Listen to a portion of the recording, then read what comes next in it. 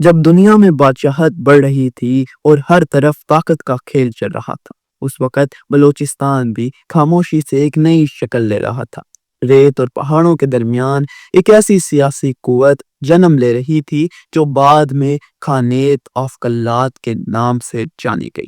یہ وہ دور تھا جب بلوچ قبیلے صرف زندہ رہنے کی جنگ نہیں لڑ رہے تھے، وہ اپنی حکومت بنا رہے تھے۔ میر احمد خان نے جب کلات کی بنیاد رکھی تو اس وقت سے لے کر اگلے کئی سالوں تک بلوچستان نے اپنے آپ کو ایک مکمل سیاسی قوت کے طور پر ثابت کیا، مگر اس سفر میں نہ صرف اپنے لوگوں کا ساتھ تھا بلکہ سامنے تھی بڑی قوتیں، صفاوید، مغل اور بعد میں انگریز۔ ہر کسی کی نظر تھی زمین پر، کبھی دوستی، کبھی دشمنی اور کبھی صرف فائدہ اٹھانے کے لیے۔ آج ہم دیکھیں گے کہ کس طرح بلوچستان نے خانیت کے ذریعے اپنے نظام بنائے، کیسے بڑی حکومتوں سے رشتے رکھے اور کس طرح یہ زمین گریٹ گیم کا حصہ بن گئی، ایک ایسا کھیل جہاں پر ہر شخص اپنا مطلب نکالنا چاہ رہا تھا۔ تو ہم نے کہا ہے کہ جب تک کوئی تیسری قوت بیچ میں نہ بیٹھے، کیونکہ ہم لوگوں کے اوپر ہم ایک آکوپائڈ لینڈ ہے، ہم لوگوں کا حیثیت کشمیر کے حیثیت میں بہت فرق ہے۔ ہمیں زور زبردستی جو ہے آکوپائی کیا گیا، ہمارے پہ قبضہ کیا گیا۔ 1666 میں کلات شہر پر میر احمد خان کمبرانی بلوچ نے قبضہ کر کے قبیلی سرداروں کو اکٹھا کیا اور ایک نئی ریاست قائم کی۔ انہوں نے مغل حکومت سے آزادی کا اعلان کیا اور خود کو خان آف کلات قرار دیا۔ میر احمد خان نے پوری زندگی افغان بروزے قبیلے اور سندھ کے کلپوڑا حکمرانوں کے ساتھ جنگ کر کے گزاری اور مغل بادشاہوں اور اورنگزیب کے ساتھ اچھے تعلقات بنائی رکھے۔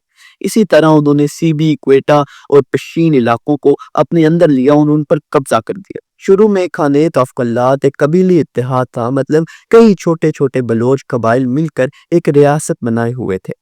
اوپر سے تو خان حکمران تھے، لیکن اصل میں طاقت اور فیصلے سرداروں کے ہاتھ میں ہوتے تھے۔ ہر علاقے کا اپنا سردار ہوتا تھا اور اسی کے ذریعے زمین کا انتظام ہوتا۔ اس کو نباتات کہتے تھے۔ جو بھی بڑے فیصلے ہوتے تھے وہ رواج یعنی پرانی روایت اور قبیلے کے رواج کے مطابق کیے جاتے تھے۔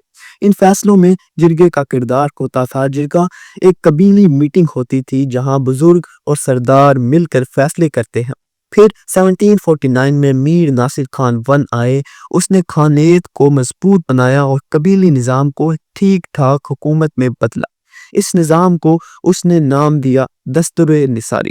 اس نظام کے تحت خان نے وزیر رکھے اور 3 امپورٹنٹ دفتر بنائے۔ پہلا دفتر تھا مالی دفتر، جو پیسے اور ٹیکسز کا کام دیکھتا تھا۔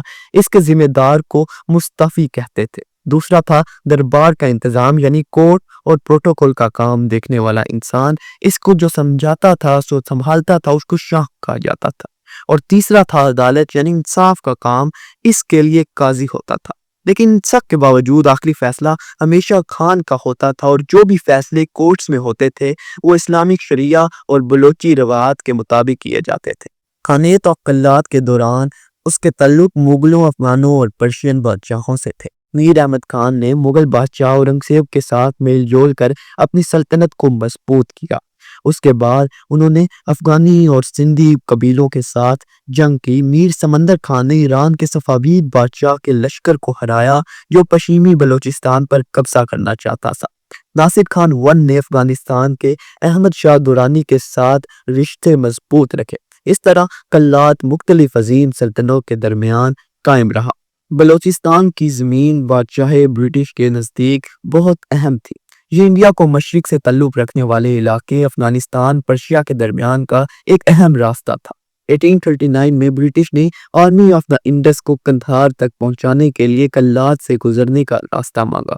اس کے لیے میر محرب خان کے ساتھ ایک ٹریٹی ہوئی جس میں خان سے شاہ قبول شاہ شجاع کی ریاست تسلیم کرنے اور برٹش فوج کے لیے سہولتیں دینے کی درخواست تھی۔ میر محرب خان نے ایسی شرطیں قبول نہ کی جس پر برٹش نے اسے ناپسند قرار دیا اور 1839 میں خان کو دشمن قرار دے کر اسے قتل کر دیا۔ پھر 1841 میں نیا خان ناصر خان II آگے آیا اور خان نے 6 اکتوبر 1841 کی ٹریٹی پر دستخط کیے جس میں برٹش کو کلات میں مسوکانہ طور پر فوج رکھنے اور خارجی معاملات پر قابو رکھنے کی اجازت دی گئی۔ 1875 میں ٹریٹی آف کلات سائن ہو کر کلات ایک سبسیڈائری الائنس میں آ گیا، جس میں سے یہ ایک ایسا بفر اسٹیٹ بن گیا جو برٹش انڈیا کی حفاظت کا ایک اہم حصہ بن چکا تھا۔ بلوچستان کا افغانستان اور پرشیا یعنی ایران کے درمیان ہونے کی وجہ سے برٹش نے اسے اپنی امپائر کا دامن کا حصہ سمجھا۔ یہ علاقے کا سمندر تک راستہ کوئٹہ اور گوادر پاس کنٹرول کرنے سے انڈیا کو سرکشا کا یوگدان ملتا تھا۔ 1839 کے پیغام کے علاوہ 1841 کی ٹریٹی نے برٹش کو کلات کی خارجی سیاست پر ایک اچھا خاصا اختیار دے دیا تھا۔ Anglo Russian rivalry great game کے دوران برٹین نے افغانستان، پرشیا جیسے علاقوں کو بفر اسٹیٹ بنانے کا ارادہ رکھا لیکن بنا نہیں سکے تاکہ رشیا کے رسوم کو انڈیا تک پہنچنے سے روکا جا سکے۔ برٹش نے اس رننیتی میں بلوچستان کو اپنے نزدیک رکھا اور پہاڑی گزرگاہوں جیسے قندھار اور کوئٹہ کو ایک سرکشت جگہ مانا تاکہ برٹش انڈیا کو بچایا جا سکے رشیا سے۔ خانہ کلات اپنی مرضی اور سوچ کے مطابق حکومت چلاتے تھے۔ انہوں نے ایک مرکزی نظام بنایا جس میں ایک وزیر ہوتا تھا جو سب کام اور حالات کا خیال رکھتا تھا۔ پیسوں اور خزانے کا نظام چلانے کے لیے ایک افسر ہوتا تھا جسے مستفی کہتے تھے، اور دربار کورٹ کے انتظام چلانے کے لیے ایک شاہک نام کا افسر ہوتا تھا۔ انصاف کا نظام چلانے کے لیے ایک گرینڈ قاضی اور علاقے کے لیے چھوٹے قاضی بھی ہوتے تھے۔ ہر اہم فیصلہ حاکم بے خان ہی کرتا تھا اور سب فیصلے اسلامی شرائط اور بلوچی روایات کے مطابق کیے جاتے تھے۔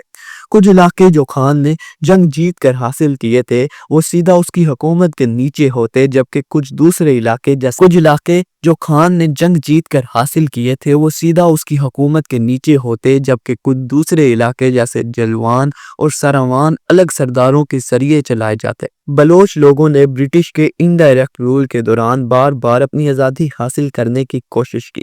1915 سے 1919 کے درمیان بلوچ اور پشتون قبیلوں نے برٹش کے خلاف زوردار بغاوت کی۔ برٹش کو ان کو روکنے کے لیے لگ بھگ 15 دفعہ اپنی بڑی فوج بھیجنی پڑی۔ برٹش نے ڈیوائڈ اینڈ رول یعنی تقسیم کر کے حکومت کرنے والی چال اپنائی۔ انہوں نے خان کو بس نام کا حکمران بنایا اور اصل میں اس کی طاقت کم کر دی اور قبیلے کے سرداروں کے درمیان لڑائی اور نفرت پیدا کی۔ اس طرح برٹش نے بلوچستان اور اپنا راج قائم رکھا، لیکن بلوچ لوگ ہمیشہ اپنی آزادی چاہتے رہے جو ان کی تاریخ کا ایک اہم حصہ بن گیا تھا۔